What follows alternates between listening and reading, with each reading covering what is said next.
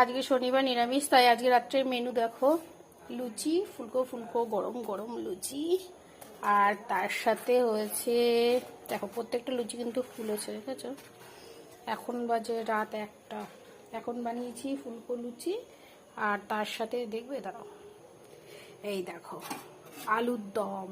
আজকে শনিবার তো খেতে ইচ্ছাই করছে না, তাই আমার বরমশাই এই যে মটরশুঁটি এখন কোথায় পেয়েছি জানো? মটরশুঁটিটা সেই শীতকালে কেনা, তারপর ফ্রোজেন করে রেখে দিয়েছিলাম ফ্রিজে।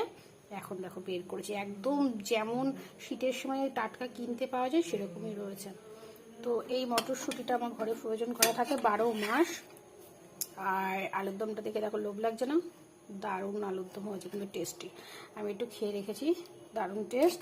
আর এর মধ্যে মগজদানা, দই, পোস্ত সব কিছু দিয়ে খুব সুন্দর করে করেছে আমার হাজবেন্ডই করেছে। আর তার সাথে আজকে লুচি।